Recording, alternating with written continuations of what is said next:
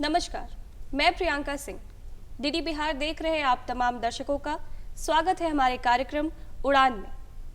आज के इस अंक में हम बात करेंगे कुछ प्रतिभाशाली युवाओं से।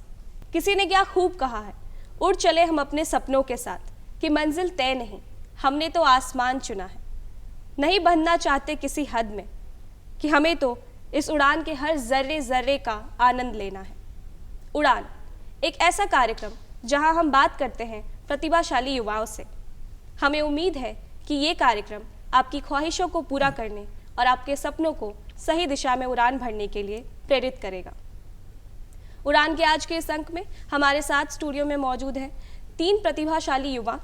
हमारे साथ मौजूद हैं विनय कुमार, जो वैशाली जिला से हैं। आपको फोक थिएटर और लाइट डिजाइनिंग में काफ़ी रुचि है। स्वागत है आपका डीडी बिहार में।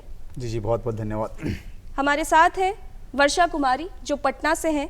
आप थिएटर आर्टिस्ट बनना चाहती हैं। स्वागत है वर्षा। जी धन्यवाद। साथ ही हमारे साथ मौजूद है सैंटी कुमार, जो पटना से हैं और आप एक्टिंग में रुचि रखते हैं। स्वागत है आपका डीडी बिहार में। Thank you so much. सबसे पहले हम बात करेंगे विनय आपसे। जी। आप अपने बारे में दर्शकों को कुछ बताएं। देखिए, मैं विनय, जन्म तो मेरा वैसे मेरे नानी घर पे महुआ वैशाली में हुआ, लेकिन मैं जब लगभग 10 वर्ष का हुआ तो मैं पटना आ गया था। और पटना आने का सिर्फ और सिर्फ रीज़न ये था कि मम्मी का तबीयत ख़राब था और उनका केयर करना था।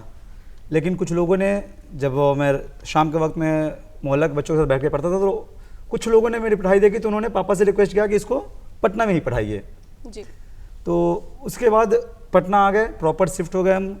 उसके बाद सबसे पहले हम सुरेश कुमार रज्जू हैं हमारे शहर के, पटना के, उनके साथ जुड़कर मैंने HMT से काम करना शुरू किया। लेकिन फिर बीच में पढ़ाई की वजह से रुक गया। फिर तत्पश्चात 2008 में जब किलकारी की स्थापना हुई, तो जाकर मेरा एडमिशन किलकारी में हुआ और उस वक्त से लगातार हम काम करते चले गए रंगमंच को लेकर। लेकिन उसमें बहुत छोटा था तो समझ में नहीं आता था मुझे कि आखिर करना क्या है, बस किए जा रहे थे मस्ती के तौर पे। लेकिन वर्ष 2013 में जब मैंने मैट्रिक का एग्ज़ाम दिया और पास किया, उसके बाद मिडिल क्लास फैमिली को होता है कि बेटा ने मैट्रिक कर लिया, उसके बाद फिर अब उसको करियर की तरफ देखना है, चाहे वो क्या करेगा क्या नहीं। तो फिर एक अहम मोड़ पे आ गया ज़िंदगी। फिर उसके बाद 14 में शायद 14 में मेरे गले का ऑपरेशन हुआ, जिसकी वजह से थोड़ी बहुत परेशानी होने लगी एक्टिंग करने में, क्योंकि मैं ज़ोर से जब भी बोलता था तो मेरे गर्दन में दर्द होने लगता था। जी।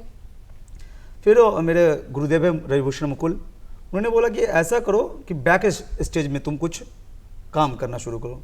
फिर धीरे धीरे प्रकाश परिकल्पना, लाइटिंग, जो स्टेज लाइटिंग होती है, स्टेज लाइट डिज़ाइन करना शुरू किया और निरंतर आज तक स्टेज लाइटिंग ही करता हूँ। बीच में जब भी मौका मिलता है तो एक्टिंग वाला किया तो अभी तक मिटा नहीं है, तो जब भी मौका मिलता है तो फिर मंच पे प्रस्तुति भी कर देता हूँ एज एन एक्टर सॉरी। जी, बहुत बहुत खूब। बताते चले कि हमारे तीनों ही प्रतिभागियों का चयन भारत सरकार के संस्कृति मंत्रालय द्वारा 2 वर्षीय स्कॉलरशिप योजना के लिए चयनित हुआ है। आप तीनों को बहुत बहुत बधाई। बात करें वर्षा आपसे, आप थिएटर में कैसे आई? थिएटर के प्रति आपका रुझान कैसे बना? पहले तो मैं थिएटर के बारे में जानती भी नहीं थी कि ये क्या होता है। मेरे घर के पास में ही एक कहते हैं डांस क्लब, जहाँ बच्चों को डांस सिखाया जाता है, तो मैं वहाँ डांस सीखती थी। तो वहाँ कुछ हमारे सीनियर्स भैया दीदी थे, जिन्होंने मेरी हरकत को देखकर नोटिस किया कि तुम्हारे अंदर कुछ अभिनय वाली बात है, तुम्हारे अंदर है वो क्षमता। तो उसने मुझे किलकारी से रूबरू कराया और वर्ष 2011 से मैं किलकारी में एज एन एक्टर अभिनय की प्रशिक्षण लेना शुरू किया मैंने। और धीरे धीरे मैं कर रही थी। लेकिन मेरे प्रशिक्षक है रविभूषण मुकुल, उन्होंने मेरी क्षमताओं को पहचाना कि एज एन एक अभिनेत्री को क्या क्या करना चाहिए। उसको अपने संवाद पे ध्यान देना चाहिए, उसको डिक्शन पे ध्यान देना चाहिए। तो धीरे धीरे करते करते मैं काम कर रही थी। तो इसी बीच मेरे सर ने मुझे जानकारी दी कि संस्कृति मंत्रालय की ओर से एक स्कॉलरशिप दिया जाता है 2 वर्षों के लिए। उस 2 वर्ष में आप आगे की पढ़ाई कर सकते हैं उसी फील्ड में जिस फील्ड में आप काम कर रहे हैं। जैसे मैं अभिनय कर रही हूँ, थिएटर कर रही हूँ, तो उसकी तैयारी मैंने की। और उसके लिए आपको एक फ्यूचर गुरु भी डिसाइड करना होता है कि आप 2 वर्ष में जब आपको स्कॉलरशिप दिया जाएगा तो आप वो किन से सीखना चाहते हैं। कोई वरिष्ठ सर होंगे तो उनसे अगर आपको सीखना है तो इसी बीच हमारे बीच एक NSDN पास आउट एक वरिष्ठ रंगकर्मी हैं पुंज प्रकाश जी। तो हम लोगों ने उनसे मिला और उन्होंने 2 साल का हमारा सिलेबस तैयार किया। उस बेसिस पे फिर हम लोगों ने तैयारी की, परीक्षा दी और उसके बाद आज रिज़ल्ट हमारा निकला है। बहुत खूब।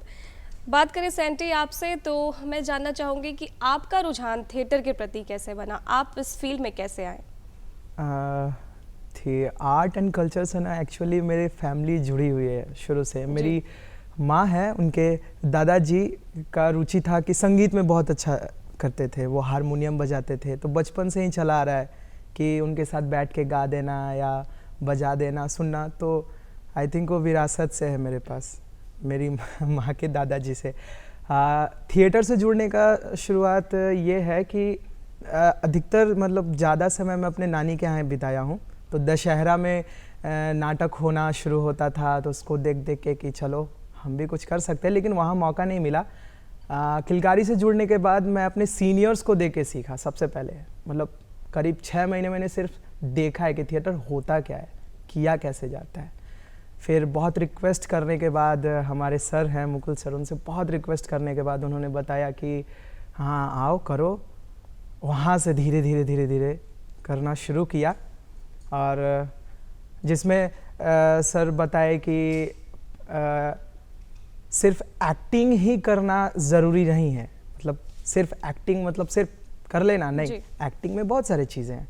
म्यूज़िक भी आना चाहिए, मेकअप भी करना चाहिए, राइटिंग भी आपको आना चाहिए, अपने डिक्शन पे काम करना चाहिए। सारे चीज़ों को उन्होंने बताया, स्टेप बाय स्टेप सब क्लियर हुआ। तो मतलब ये इतनी भी आसान नहीं थी जर्नी, काफ़ी कुछ सीखने की ज़रूरत पड़ी। हर जगह जगह पर आपने काफ़ी सारी चीज़ों पे काम किया और साथ में इस फील्ड में जैसा कि आपने कहा चैलेंजेस भी बहुत थे, बहुत मेहनत करना पड़ा इस फील्ड में आने के लिए।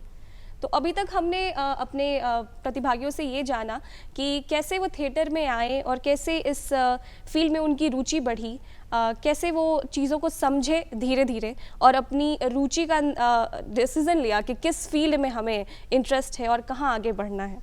बात करें विनय आपसे, तो जैसा कि आप लाइट डिज़ाइनिंग में रुचि रखते हैं, आप हमारे दर्शकों को लाइट डिज़ाइनिंग के बारे में बताएं कि ये होता क्या है और इसमें आपका इंटरेस्ट कैसे बना? देखिए, अगर हम नाटक की पढ़ाई करते हैं या भरत मुनि का नाट्य शास्त्र भी पढ़ते हैं तो हमें मालूम होता है कि अभिनय 4 प्रकार के होते हैं: आंगिक, वाचिक, सात्विक और आहार्य।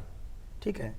आंगिक अभिनय में जो जाहिर सी नाम से ही लग रहा है कि बॉडी, अंग से करने वाला। वाचिक, वार्तालाप, वर्बल। अब बचता है 2, सात्विक और आहार्य। सात्विक में इनर थॉट यानी जो भी रस है, आपकी सोच समझ है, सबटेक्स्ट है, उसको समझने की चीज़ों को वो सात्विक में आता है। अब बचता है आहार्य। आहार्य भी एक पार्ट है जो बहुत इंपॉर्टेंट पार्ट है अभिनय का, जिसमें costume, sets, lights, makeup, props, ये सारी चीज़ें आते हैं। तो लाइट डिजाइनिंग में बात करें रुचि की, तो रंगमंच में मैक्सिमम लोग आते हैं, सच बताओ तो एक्टर के रूप में ही, रंगमंच हो या फिर फिल्म हो, इसमें लोग एज ए एक्टर के रूप में, एज एन एक्टर में ही आते हैं। लेकिन धीरे धीरे उनकी रुचियाँ बदलने लगती हैं। तो मेरे साथ भी कुछ ऐसा ही हुआ। मैं भी अभिनय ही कर रहा था। जब मैं लगभग 2008 से रंगमंच से जुड़ा था, उससे 2008 से लेकर लगभग 12 तक मैंने भी सिर्फ अभिनय ही किया। लेकिन जो बोलते हैं ना कि कुछ चीज़ें अपना लगता है, अपना लगता है जी। तो लाइट इसलिए अपना लगा ना, एक तो बताया मैं आपको इंट्रोडक्शन में, मैंने बता दिया कि मेरे गले का ऑपरेशन होने की वजह से आवाज़ में थोड़ी परेशानी होने लगी ज़ोर से बोलने में, तो एक वो था। और दूसरा ये कि जब कोई प्ले का लाइट करने आते थे ना, तो मैं देखता था वो आराम से कुर्सी लेके बैठते हैं, मस्त लिखते हैं, अच्छे से लिखते हैं। उनके लिए स्पेशल रिहर्सल का टाइमिंग होता है जी। वो जब आते तो स्पेशल हम लोग रिहर्सल शुरू करते हैं। शो के कुछ दिन पहले आते, 1-2 दिन पहले वो आते हैं। ये सारी चीज़ देखो मुझे बहुत अच्छा लगा, ये फैसिनेटिंग लगा आपको देख के? हाँ, कि वो आ रहे हैं, देखो बाबू ऐसा है कि लाइट करने के लिए सर आ रहे हैं, तो आप लोग 7 बजे से रिहर्सल है, तो 7 बजे पक्का आप लोग रहेंगे, उनको रिहर्सल दिखलाना है और अच्छे से दिखलाना है, एक भी मूवमेंट गलत नहीं करना है। यार ज़्यादा बढ़िया है यही करना चाहिए। फिर धीरे धीरे मैं लाइट को मेरी रुझान बढ़ने लग गई। उसके बाद जब मैं पहले नाटक देखता था, अगर किसी और का नाटक देखता था तो मैं अभिनय देखता था, कौन कैसा कर रहा है। उसके बाद से धीरे धीरे होने लगा कि लाइट इधर से रेड क्यों आ रहा है, इधर से येलो क्यों आ रहा है, जी।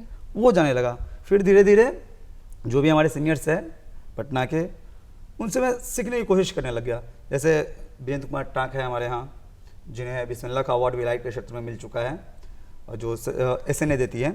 तो वो जब भी लाइट करते होते थे जाके बैठ गए उनके बगल में, भैया ये क्या है, भैया ये गोल ही क्यों आ रहा है, ये बड़ा छोटा कैसे हो रहा है।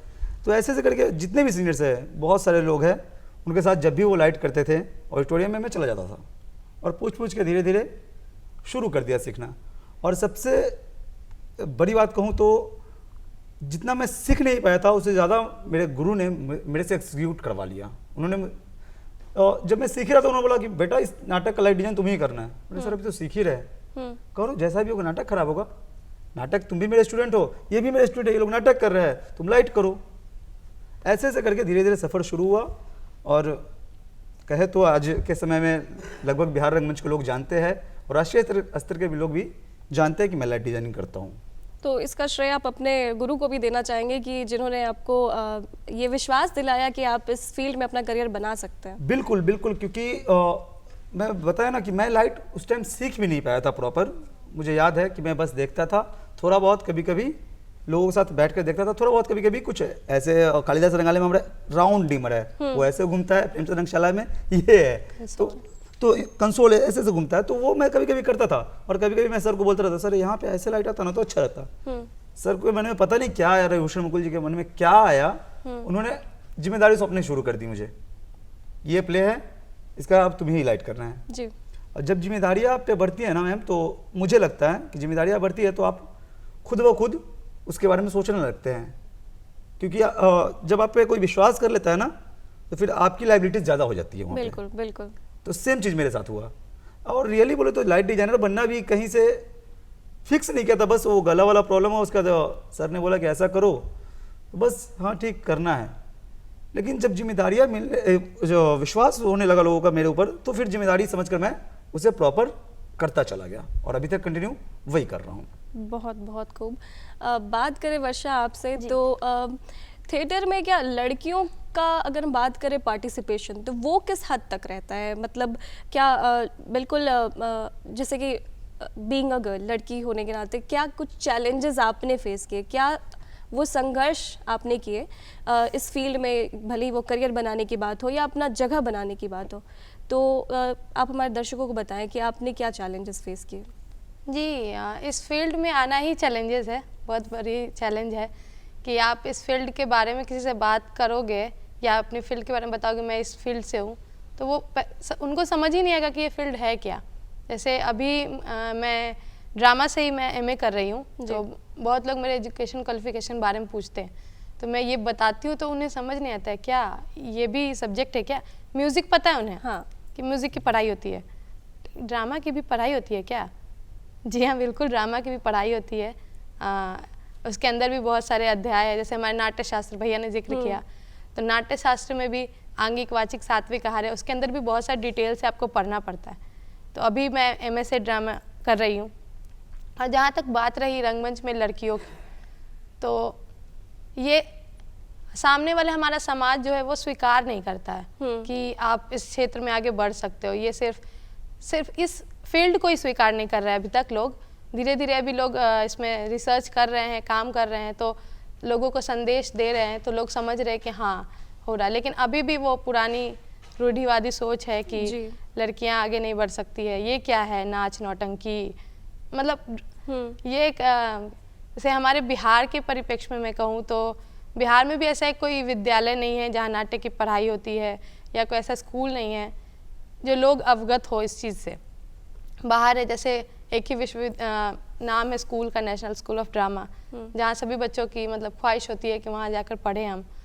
तो बस इसी परिप्रेक्ष्य में बाहर के राज्यों में बहुत अच्छे से कमर्शियल हो गया थिएटर, हाँ। लेकिन हमारे यहाँ वही है कि टिकट भी मतलब हमारे यहाँ होता है ना, टिकट से अगर नाटक देखना हो तो लोग टिकट नहीं खरीदते हैं।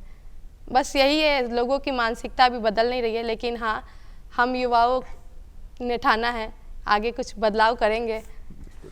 तो जैसा कि विनय और वर्षा आपने बताया, युवाओं का पार्टिसिपेशन बढ़ रहा है थिएटर की जी। तरफ, तो इसी आप अगर बात करें सैंटी आपसे, आपके परिवार का क्या सपोर्ट रहा, लाइक फैमिली ने कैसे सपोर्ट किया? जैसे कि वर्षा ने बताया कि इसको तो एज अ करियर ऑप्शन देखते ही नहीं हैं लोग, जहाँ हम जॉब लेने की बात करते हैं, इतना कंपटीशन है हर तरफ, तो आपने अपने घर वालों को कैसे कन्विंस किया कि आप थिएटर में जाना चाहते हैं?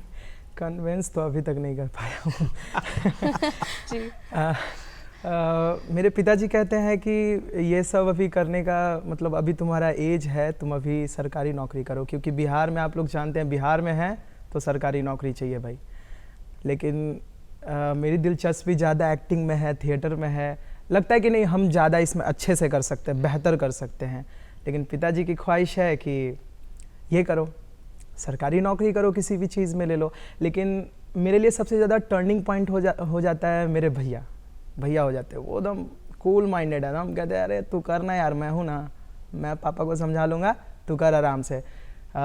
ज़्यादा सपोर्ट मम्मी भी करती है, लेकिन कभी कभी वो भी मतलब होता है ना कि पापा बोलते हैं कि कर लो, तो मम्मी भी सपोर्ट नहीं कर पाती है। लेकिन बाकी मतलब भैया मेरे एकदम पूरा सपोर्ट में रहते हैं। और कभी कभी दिक्कत होता है ये कि जो हमारे अंकल हैं, बड़े पापा हैं, ये सब हैं, तो उन लोगों से दिक्कत होती है कि वो लोग बहुत दूसरे तरह से पेश करते हैं। मतलब इन्होंने जिक्र किया कि हम लोग को पढ़ना पड़ता है, तो हम लोग जब भी मैं किलकारी से बुक ये सब लेकर जाता था घर पे कि आज पढ़ना है या फिर चलो आज इसको ख़त्म करते हैं, तो पूछा जाए ये कौन सा बुक है, तो ये नाटक का बुक है, अच्छा नौटंकिया वाला, ऐसा। क्योंकि हम लोग मगध से हैं तो आम भाषा में हम लोग मगही ही बोलते हैं, तो ये अच्छा नौटंकिया वाला पढ़ते हैं, ऐसा वाला चलता है। तो इन सभी चीज़ों से मम्मी का खास कहना है कि मत ध्यान दे, हम है ना, क्यों ध्यान दे रहे हैं, हम हैं, करना तू जो कर रहा है कर। तो ऐसे करके थोड़ा चल रहा है। जी बिल्कुल। अभी तक हमने जाना कि कैसे इन प्रतिभागियों ने अपने घर वालों और रिश्तेदारों को कन्विंस करते हुए या उनको एक तरह से उनको भी साथ में लेते हुए किस तरह के चैलेंजेस फेस किए, इस फील्ड में आने में कैसे इन्होंने अपना करियर बनाया, और कैसे अभी तक ये सब कुछ सीखते हुए आगे क्या उम्मीद करते हैं कि इस करियर में आगे, हम इनसे बात करते हैं कि आगे क्या उम्मीद करते हैं ये इस करियर में, किस तरह से जैसे कि आपने विनय बताया हमें कि ये जो कोर्स है इसमें हम पढ़ाई करते हैं, आप अभी एमए कर रही हैं, तो हम जानना चाहेंगे विनय आपसे कि थिएटर में पढ़ाई हम किस चीज़ की करते हैं? अगर कोई थिएटर में जाना चाहे कोई युवा, तो आप उनको क्या कहना चाहेंगे कि वो कौन से ऐसे स्किल्स पे काम कर सकते हैं या उन्हें क्या कुछ सीखने की ज़रूरत है? देखिए, थिएटर की जो युवा पढ़ाई कर रहे हैं या करना चाहते हैं, कोई पर्टिकुलर ये नहीं कहूँगा कि आप लाइट्स ही पढ़ो, आप केवल स्क्रिप्ट राइटिंग करो, क्योंकि नाटक को पंचम वेद कहा गया है। जी ठीक है, नाटक को पंचम वेद कहा गया है, जिसमें लगभग सभी कलाओं का समावेश है। तो अगर आप एक अच्छे रंगकर्मी बनना चाहते हैं तो जाहिर सी बात है आपको हर चीज़ों का नॉलेज होना चाहिए। और पढ़ाई की बात करें तो देखिए, थिएटर की पढ़ाई में बहुत कुछ पढ़ने को बचा हुआ, बहुत कुछ है। जैसे वर्षा ने बताया थोड़ी देर पहले कि वो एमए कर रही हैं, तो मैंने भी एमए किया है, मेरा एमए कंप्लीट हो चुका है, और सेम यूनिवर्सिटी से जहाँ से मैं हूँ वहीं से वर्षा भी है, ललित नारायण मिथिला विश्वविद्यालय से। तो बहुत बड़ा सिलेबस है थिएटर का भी, बहुत बड़ा सिलेबस है। जब हम शुरू करते हैं पढ़ना तो सबसे पहले तो अपने बिहार की रंगमंची पृष्ठभूमि को जान ले, उसके बाद फिर अपने देश को जान ले, फिर यूनानी रंगमंच जान ले, उसका पूरा का पूरा वर्ल्ड रंगमंच है, वर्ल्ड थिएटर है, वो पढ़ने के लिए बहुत अथाह सूची। उसके साथ साथ हम थिएटर की पढ़ाई करते हैं तो हमें डांस की भी पढ़ाई एक तरह से करनी होती है, हमें म्यूज़िक की भी पढ़ाई करनी होती है, तो सिलेबस अनंत है, ये मैं कह सकता हूँ। दूसरी बात ये कहूँगा कि अगर जैसे वर्षा ने बताया, राष्ट्रीय नाट्य विद्यालय हमारे देश का सबसे बड़ा नाट्य विद्यालय है, जहाँ हर रंगकर्मियों की चाहत होती है कि वहाँ से वो पढ़ाई कर सकें। जी। लेकिन लिमिटेड सीट है वहाँ पे, सब लोग तो पढ़ नहीं सकते वहाँ से। जैसे अभी भी मेरे ख्याल से सिर्फ पटना में लगभग 100 बच्चों ने एनएसडी का इंटरव्यू दिया है, और सीट कुल मिला के शायद वहाँ 26 है, शायद 22-26 है सीट वहाँ पे। और तो मतलब काफ़ी कंपटीशन है। बिल्कुल। और मैं ये नहीं कह सकता कि कंपटीशन में जिनका हो गया वो सर्वश्रेष्ठ, जिनका नहीं हुआ वो सर्वश्रेष्ठ नहीं है। बहुत सारे ऑप्शन है आपके पढ़ाई के लिए। जैसे सपोज कि हम NSD नहीं पहुंच पाते, किसी भी कारणवश नहीं पहुंच पाए, तो हमारे शहर में लगभग सभी शहरों में NSD से पास आउट लोग हैं। तो वो जाहिर सी बात है, वहाँ से पास आउट है तो वहाँ की सारी चीज़ें उनको मालूम है, तो आप उनसे भी ट्रेनिंग ले सकते हैं। और आपकी रुझान जिस क्षेत्र में हो, अगर आपकी बहुत से ऐसे लोग हैं जो स्क्रिप्ट राइटिंग करते हैं, स्क्रिप्ट राइटिंग करें तो आप स्क्रिप्ट राइटिंग ही कीजिए। कैरियर हर जगह है, क्योंकि स्क्रिप्ट राइटर का भी ज़रूरत हमें है, लाइट डिज़ाइनर की भी ज़रूरत हमें है, सेट डिज़ाइनर की भी ज़रूरत हमें है, ड्रेस डिज़ाइनर की भी हमें ज़रूरत है, डायरेक्टर की भी ज़रूरत है और एक्टर की भी ज़रूरत है। जी। तो आपका इंटरेस्ट एरिया क्या है वो तय करेगा।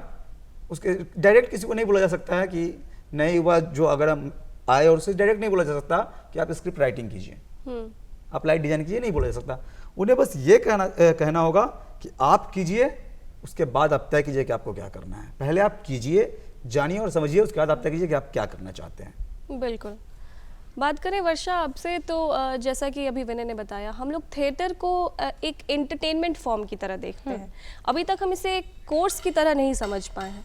तो अगर कोई युवा इस फील्ड में अपना करियर बनाना चाहे तो आपका क्या सलाह होगा कि उन्हें किस तरह से इस फील्ड में आने के लिए क्या वो एम कर सकते हैं, किस एम के साथ वो इस फील्ड में आ सकते हैं?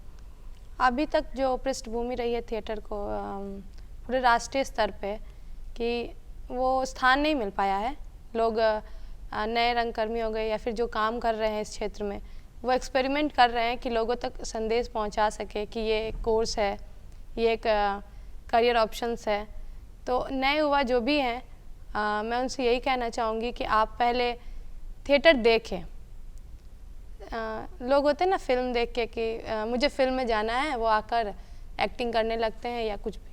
आजकल सोशल मीडिया है, रील्स वगैरह होते हैं, वो बना लिए, डायलॉग्स पे एक्शन कर दिए और वो अपने आप को एक्टर समझना शुरू कर देते हैं। बिल्कुल, मैं एक्टर हूँ। तो ऐसा नहीं है। एक्टिंग करने के लिए आपको एक एज एन एक्टर बनने के लिए आपको एक अभिनेता की तैयारी करना होता है। उसके लिए अपने आप को अपने आवाज़ पे काम करना होता है, अपने बॉडी पे काम करना होता है, बॉडी कंट्रोल करना होता है। तो बहुत सारी पढ़ाई है, वो आपको करना पड़ेगा, समझना पड़ेगा। तो इसके लिए पहले आपको देखना पड़ेगा। अगर आप थिएटर में रुचि रखना, एज अ थिएटर आर्टिस्ट बनना चाहते हैं, तो आपको पहले थिएटर देखना होगा। थिएटर में होता क्या है, किन किन चैलेंजेस से हमें गुजरना पड़ता है।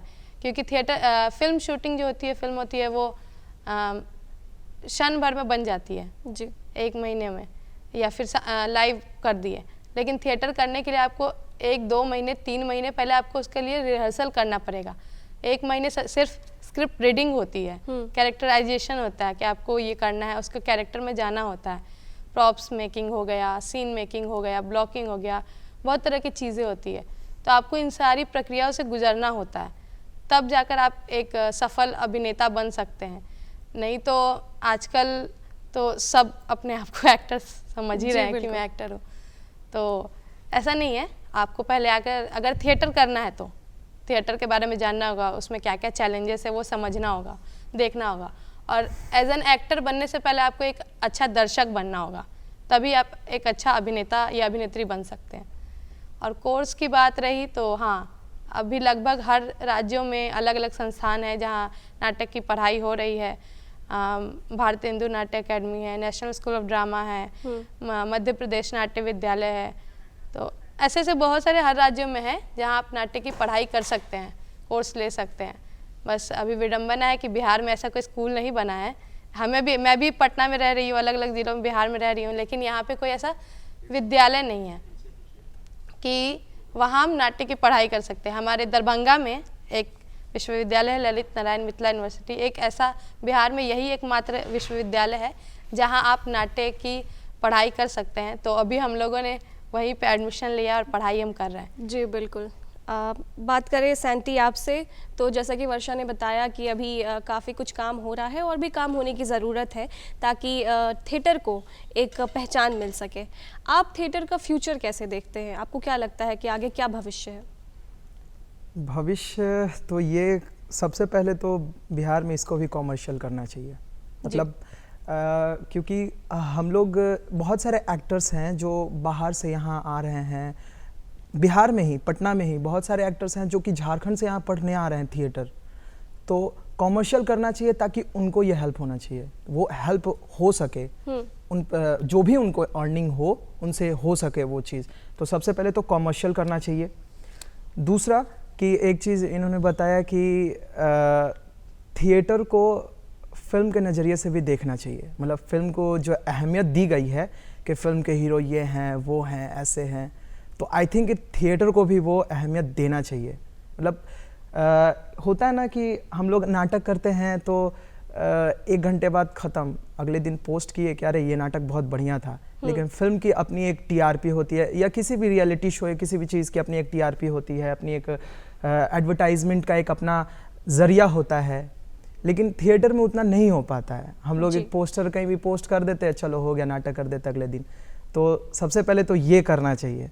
तो ऐसे ऐसे करेंगे ना तो हमारा आई थिंक कि इसका भविष्य बहुत ही अच्छा होने वाला है। और ये हम लोग के जैसे और भी यूथ जब मिलकर इस करेंगे काम करें तो और भी जो यंग आर्टिस्ट जो आने वाले हैं, जो उनको बहुत हेल्प होने वाला है। जी बिल्कुल। अभी तक हमने बात किया कि थिएटर एज अ कोर्स क्या है और इसका फ्यूचर ये तीनों प्रतिभागी कैसे देखते हैं। अभी क्योंकि हमारे पास वक्त कम है, चलते चलते हम आप तीनों से जानना चाहेंगे कि आप 2 शब्दों में अगर बता दें कि थिएटर के बारे में या जो भी आप एक मैसेज देना चाहें हमारे यूथ को, तो बात करते हैं विनय आपसे। देखिए, थिएटर के बारे में हो या ज़िंदगी के किसी भी फील्ड के बारे में हो, और जो मेरा अनुभव है और जो मैं मानता हूँ उसमें बस यही कहूँगा कि ज़िंदगी में आप काम करते चले, चाहे कोई भी फील्ड हो, कोई भी क्षेत्र हो, आप अपना काम करते चले। आपकी पहचान नहीं हो पा रही है, इससे आपको निराश नहीं होना है जी। अगर आप काम करेंगे, आज न कल आपका पहचान तय है, और कोई ना कोई ऐसा आदमी होगा जो आपका पहचान करेगा और आप एक फलक पे आएंगे। बिल्कुल। वर्षा जी, मेरा यही कहना होगा कि आप अपने काम पे विश्वास करें, एक ना एक दिन आपको सफलता मिलेगी, और मेहनत करते रहें, अभ्यास करते रहें, मेहनत करते रहें। और ये नहीं कि हाँ दिखाना है किसी को कि हम मेहनत कर रहे हैं, मेरे काम को देखो। तो इसीलिए मैं 2 लाइन कहना चाहूँगी कि मेहनत करो इतनी खामोशी से कि सफलता आपकी शोर मचा दे। बहुत खूब। बात करें सेंटी आपसे, बताएं आप। मेरी माँ कहती है जी। कि रात को जागो और सुबह को भागो, सफलता तुम्हारे हाथ में होंगे। रात को जागो मीन्स ये नहीं कि रील नहीं, जो आप क्या करना चाहते हो उसको नोट डाउन करो और फिक्स करो कि कल मॉर्निंग को हमको यही करना है। अगर हमको कल पहाड़ तोड़ना है तो मॉर्निंग में पहाड़ को देखो, ये नहीं कह रहे पहाड़ तोड़ लेंगे ना। तो रात को जागो, सुबह में भागो, सफलता आपके हाथ में। बिल्कुल, धन्यवाद। डीडी बिहार के साथ जुड़ने और अपने अनुभवों को साझा करने के लिए आपका बहुत बहुत धन्यवाद। वक्त हो चला है आपसे विदा लेने का। कार्यक्रम उड़ान के आज के इस अंक में बस इतना ही। मिलते हैं आपसे अगले अंक में, तब तक दीजिए मुझे और उड़ान की पूरी टीम को इजाज़त। धन्यवाद।